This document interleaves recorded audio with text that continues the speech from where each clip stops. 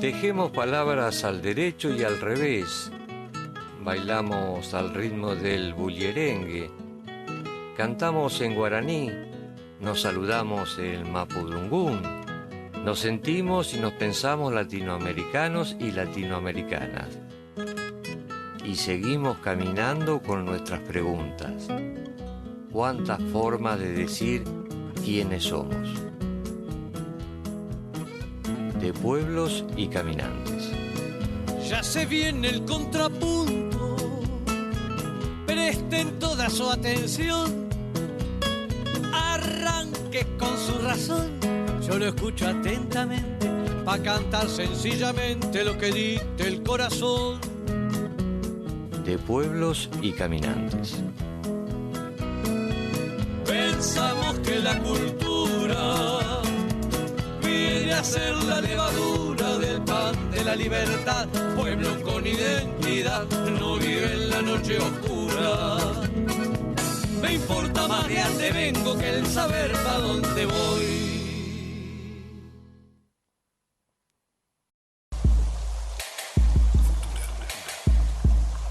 Los otros mundos están en este.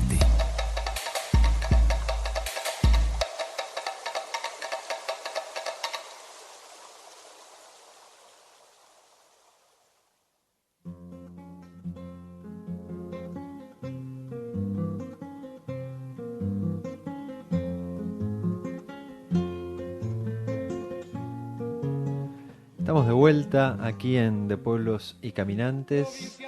Para quienes quieran comunicarse a esta bella esquina de Villa Elvira, que es Radio Futura 90.5, lo pueden hacer a través del teléfono fijo, que es 453-8250, o también a la vía WhatsApp o Telegram, que es 221-619-0382, y también nos pueden encontrar en Facebook, Instagram y Twitter como Radio Futura 90.5.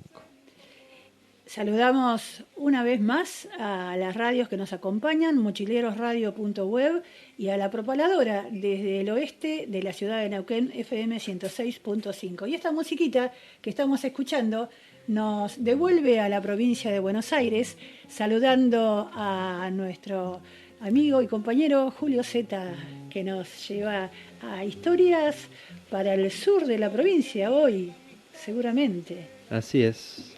¿Cómo va, Julio? ¿Cómo está, Leandro? ¿Cómo está, Lila?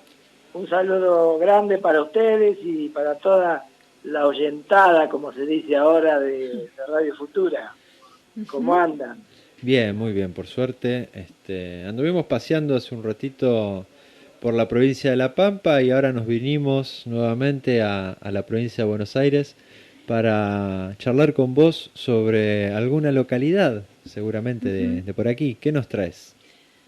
Bueno, estuve siguiendo ese informe, discúlpenme la digresión, Leandro y Lila, que hiciste, que realmente me resultó muy, muy interesante, muy interesante.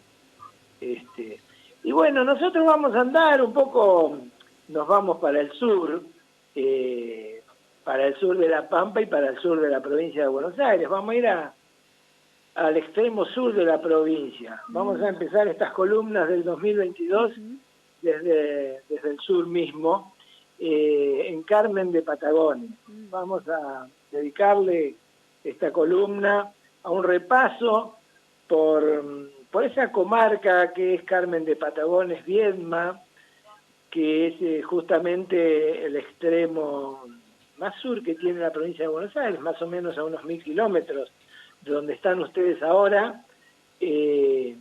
Está allí Carmen de Patagones, en la banda norte del Río Negro, y en la banda sur, digamos, está la ciudad de Viedma, que es capital de Río Negro. Un enclave interesante por el presente y por la historia. Y yo voy a hacer un repaso por la historia en esto de los pueblos y caminantes, que es la métier de este programa, hablando de las culturas que allí en algún momento se encontraron y que constituyen esto que hoy es una región intensamente poblada y con gran desarrollo. A los pobladores de Carmen de Patagones, el gentilicio de los pobladores de Carmen de Patagones es Maragatos. Sí. Y vamos a buscar un poco el origen a ese gentilicio. Si les parece, por ahí iría el comentario. Sí. Justamente ahora para el 22 de abril, mirá, el 22 de abril cumple 243 años la fundación de la fundación de Carmen de Patagones. Ha de ser de las más antiguas, ¿verdad? Y es una de las más antiguas, no te digo, creo que la más antigua, si no es para el norte, me parece que es San Pedro, alguna de esas,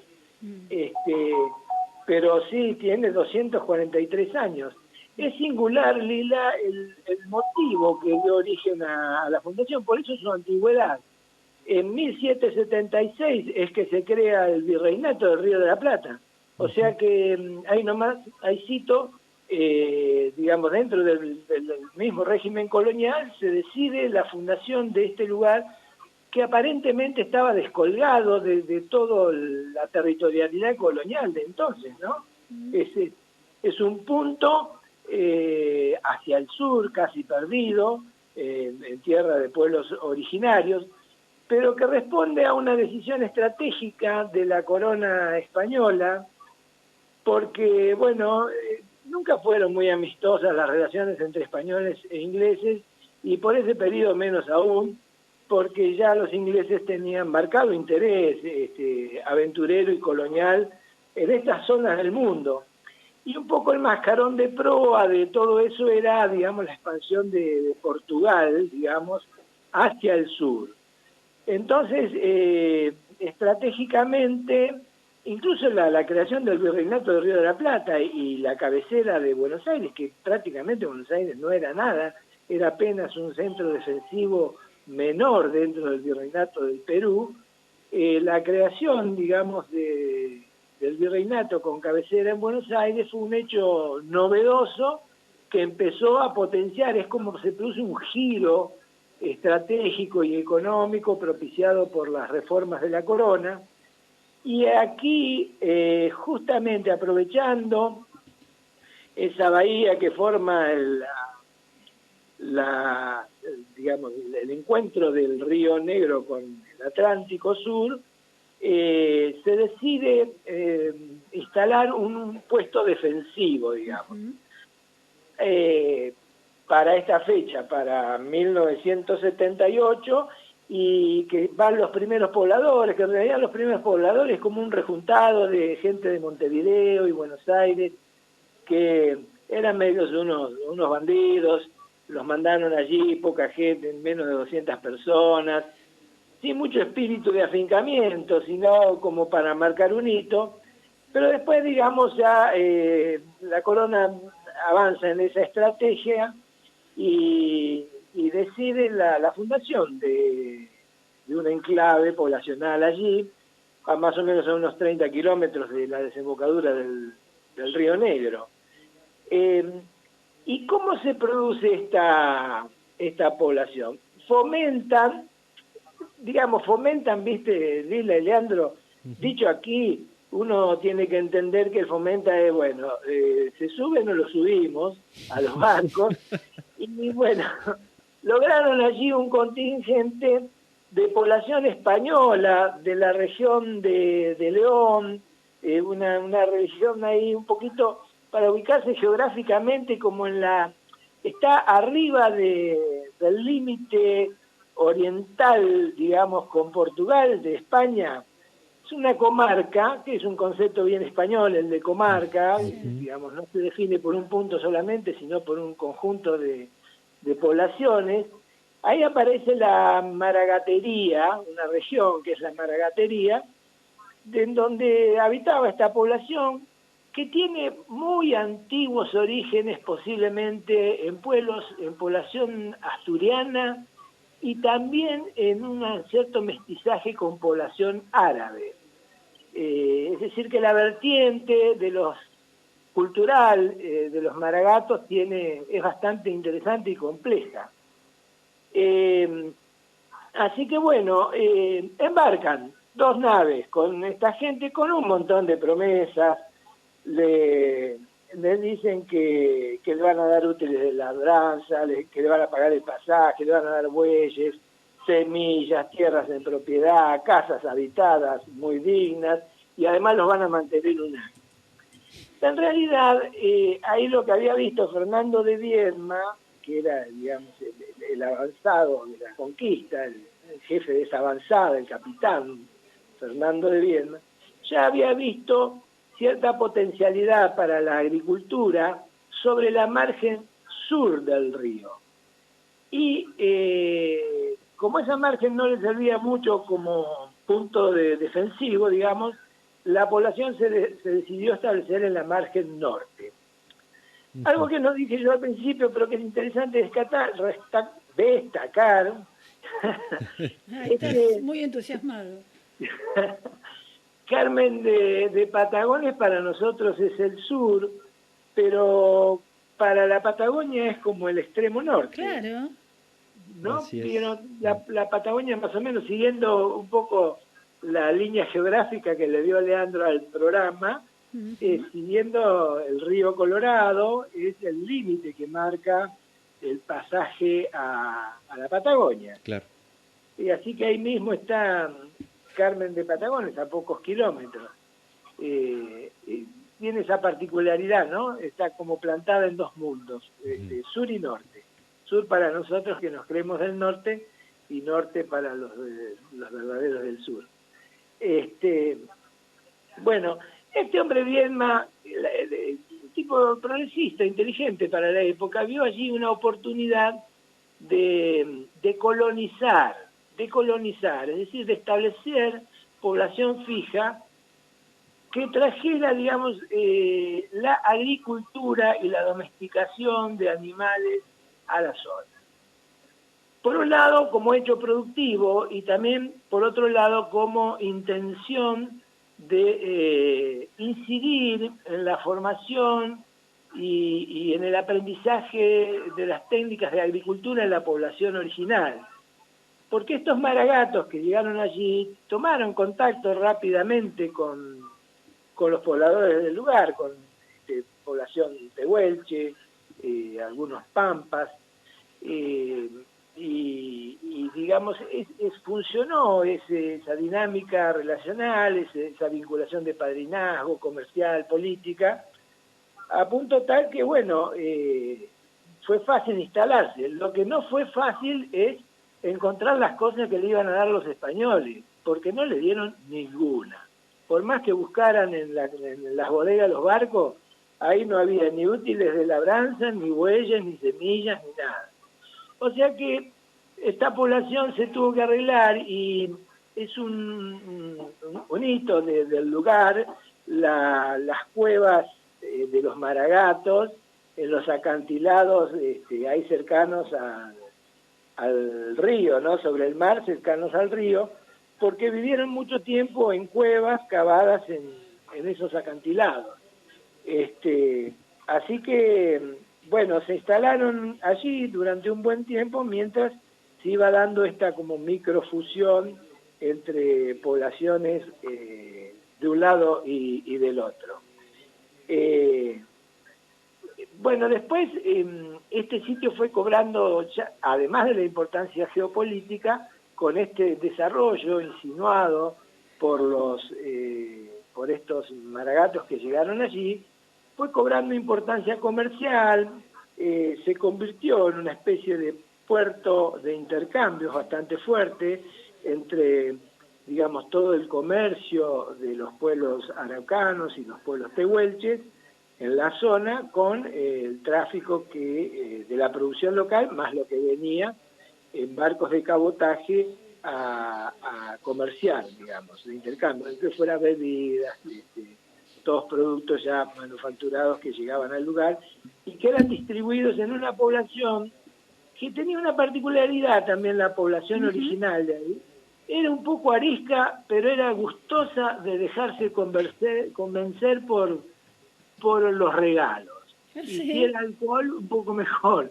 Pero uno de los mecanismos de seducción era nunca fue la violencia en sus principios en ese lugar, sino estos intercambios a partir de, digamos, de los intereses que tenían los pobladores del lugar.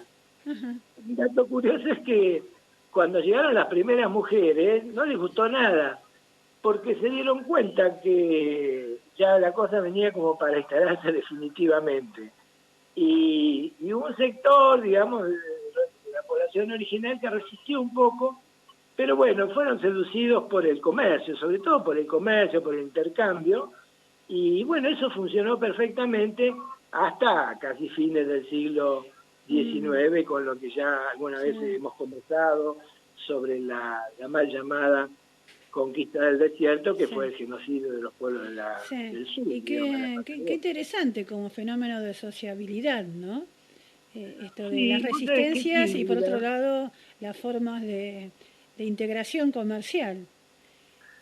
Y esto, viste, pensar en, digamos, haciéndose una perspectiva hacia el pasado, esta población allí casi aislada, descolgada, porque para esas fechas, digamos, la población, el movimiento intensivo llegaba al río Salado de la provincia de Buenos Aires. Claro. Fíjate que estamos hablando de 700 kilómetros al sur, y sin embargo, y tal vez por eso, ¿no?, se produjo un vínculo que funcionó, y funcionaron las variables, digamos, de las sociedades modernas también, ¿no? La circulación de personas, el intercambio de personas, el comercio, los vínculos, como yo decía, cuando digo de padrinazgo, digamos, es de esa relación familiar que se establece por compromisos afectivos que tienen un altísimo valor en las lealtades después entre familias o entre grupos sociales. Así que bueno, digamos, en la actualidad, Carmen de Patagones, yo creo que con vos, Lila, alguna vez anduvimos por esos territorios y por esas callecitas de Carmen de Patagones. Yo recuerdo haber estado, pero en encuentros educativos. Sí, en uno de esos encuentros creo que participamos juntos y anduvimos por allí. Tu memoria es más larga que la mía. Tu memoria es más larga que la mía, me parece. Yo recuerdo haber estado... No. Lo que pasa es que vos andabas más que yo. Claro. No me pongas en aprietos. Hemos compartido tantos caminos. Sí. Bueno, y para parte de este pasado aún es reconocible en Carmen de Patagones, sobre todo, porque como es un sitio defensivo, también ahí se asentaron los almacenes, una especie de lo que es la zona de Barracas de Buenos Aires, pero en chiquito, en miniatura, como se repite, por ejemplo, en Gualeguaychú, barracones, donde, digamos, se almacenaban los productos que luego se iban a embarcar o intercambiar, claro. Y detrás de eso, obviamente, una estructura defensiva que aparece allí sobre las barrancas del Río Negro, y es muy visible cuando uno pasa para el otro lado, cuando uno pasa para el lado de Viedma, esa estructura colonial original es bien visible y interesante de ver, porque uno comprende allí cuál era, digamos, desde el punto de vista militar, el concepto defensivo de la época. Uh-huh. Es muy bonita Carmen de Patagones. Sí, lo recuerdo. Y también tengo presente. Desde el río, sí. Uh-huh. Así que bueno, es un poco esta apertura al ciclo 2022 de estos pueblos que se encontraron, que pudieron convivir, pudieron echar redes comunes, un poco para demitificar también esta idea tan escolar de que de un lado estaban los malos, de otro lado estaban los buenos, y este viejo concepto de Roca, ¿no?, de los salvajes, ladrones y borrachos. Uh-huh. Nada de eso ocurría allí o ocurría como ocurre en toda sociedad, pero eso no impidió, digamos, conformar una comunidad, una comarca, si se quiere, a la usanza española, entre los que ya estaban y aquellos que vinieron con la esperanza de echar raíces en un mundo nuevo. Y un poco, digamos, de esta columna, la idea será repasar durante el año con vos, Lila, con Leandro, cuestiones así, andanzas de los seres humanos, que cuando no se cruzan estrategias malintencionadas o cuestiones que provienen de otros intereses, sabemos convivir y lo podemos hacer bastante bien. Así es. ¿Has andado hace poco por allá? ¿Por casualidad? Sí, estuve el año pasado. Ajá. El año pasado, en el verano del año pasado, estuve por allá. Sí, sí. Está, sí, es un lugar que a mí me atrae, me gusta mucho. Ahí hay, sobre el río, ya en la desembocadura, hay un balneario, ahí se practican unos deportes que son bastante propios de la Patagonia, carreras con velas en la playa, con carreras, digamos, sobre ruedas, con carros impulsados por velas, en unas playas que son gigantes. Y bueno, como dato histórico, tal vez muchos oyentes lo conocen, ahí hay una ley vigente todavía que nunca fue derogada, creo yo, hasta la fecha, nunca fue derogada, no, que tampoco fue puesta en práctica, que es la de la residencia del Poder Ejecutivo Nacional, convirtiendo a Viedma Carmen de Patagones en la capital de nuestro país. Claro, ¿No, Lila? en época de Alfonsín. Claro, claro. Yo tengo entendido que la ley que se votó en el Congreso nunca fue derogada. Ah, sí. No fue implementada, pero tampoco la derogaron. Sí, es verdad. Es más, creo que en la Constitución del 94 se discutió sobre el tema y se decidió dejar activo ese proyecto. Ahí quedará para quienes quieran propulsarla. Sí, un dato para traerlo también desde la historia. Evidentemente, fíjate cómo la geopolítica, olvidada del paso del tiempo, en algún punto se toca, ¿no? La corona española, que consideró que ese era un sitio estratégico para su política en América, y posteriormente, en los años 80, de nuevo considerar que ese es un punto estratégico para asentamiento de autoridades de un Estado, ¿no? Sí. Bueno. Así que bueno. Nos quedamos preguntando a qué, si vos votarías ese proyecto político descentralizando, ¿no?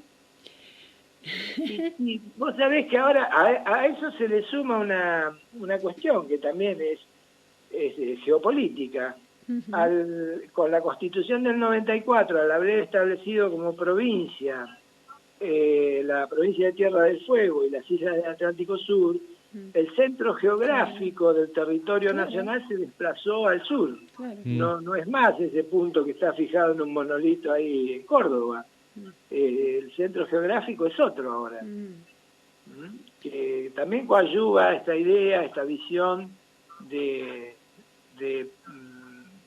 ubicar un centro estratégico desde el punto de vista de la organización nacional en ese lugar. Y yo recién, cuando hablaba Leandro del tema del río y de esta, digamos, la provincia de La Pampa, que es tan nueva como provincia, pensaba yo que como la perspectiva integral de mirada sobre los territorios, al ser fragmentada, ha generado en lo que él contaba esta cuestión de un daño ambiental profundo, ¿no? Tal vez difícil de salvar en el tiempo, una modificación, justamente por el parcelamiento. Claro. Que de alguna política, ojo, yo soy federalista, muy federalista, pero digamos, nosotros tenemos esa particularidad durante muchas épocas de nuestra historia, la proyección integral del desarrollo del país como un conjunto la perdemos de vista y priman los intereses regionales o particulares y bueno, pasa esto que también vos contabas y describías, ¿no? Sí, también hasta que fue, o sea, también que haya sido un territorio nacional hasta 1949 dio cuenta de esta problemática con Mendoza en relación a que el Estado Nacional de todos esos años no tuvo un proyecto estratégico en ese territorio nacional y a su vez el que haya sido un territorio nacional no le daba autonomía a los habitantes de ese territorio para poder también plantear un desarrollo estratégico para esa zona. Claramente, no podían tener unidad, digamos, institucionalidad política propia para participar ni siquiera en una discusión o en un debate. Claro, exactamente. Claro, territorios olvidados. En realidad, cuando hablamos de territorio, hablamos de la población que habita allí, ¿no? Exactamente. Claro, coincido contigo, Leandro. Sí, es un problema. Bueno, una cosa se ha tocado con otra. Como si la hubiéramos pensado, Leandro. Como si hubiera estado planificado, tal cual. Nos has dejado... perdón, Lila. No, sí, Leandro. No, diga. Estaba invitando a la escucha. Así es, estábamos viendo, recién estaba buscando los autores de este tema que nos trajiste, Julio. Omar Moreno Palacios. Exactamente, Sí. Omar Moreno Palacios en la música y Jorge Marciali en la letra nos dejan esta canción para cerrar este bloque llamada Soy Maragato. Muchísimas gracias, Julio, por un abrazo por acercarte. Un abrazo. Hermoso, importante esta columna que hoy nos compartiste. Un abrazo para ustedes. Hasta el próximo encuentro. Gran abrazo.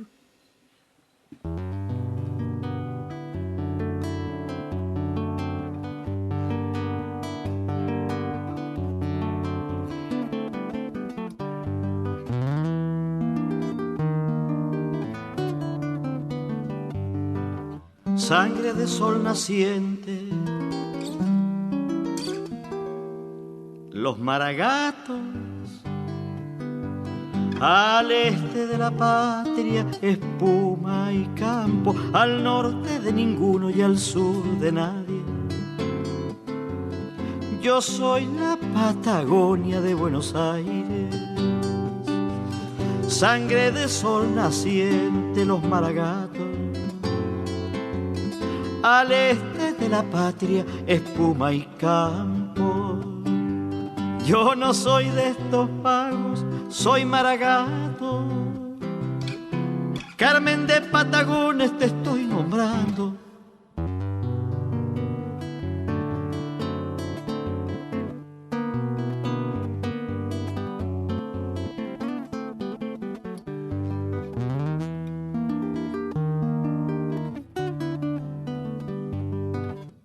Maragato y sueñero, parezco nada, pero aguanto en el cerro la caballada con fuerzas de molina y de olivera. La patria está segura por estas tierras. Maragato y sueñero, parezco nada, pero aguanto en el cerro la caballada. Yo no soy de estos pagos, soy maragato. Carmen de Patagones te estoy nombrando.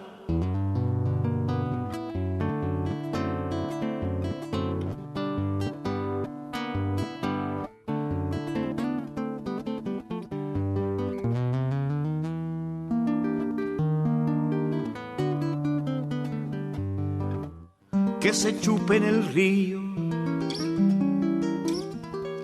los invasores, naufraguen sus espadas y sus cañones, con piedras, chispas, pastos, niños, mujeres.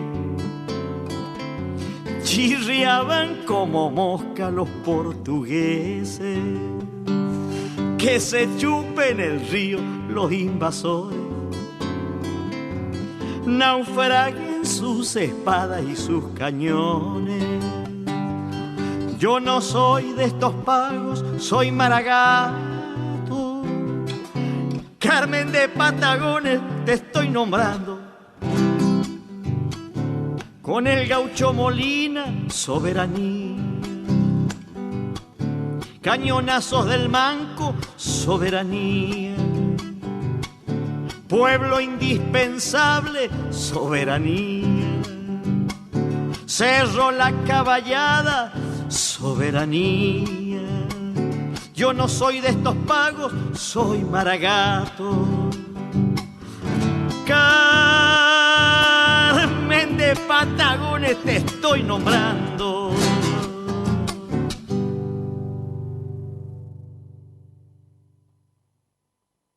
Y así entre todos los pueblos, raya y punto, punto y raya. Con tantas rayas y puntos, el mapa es un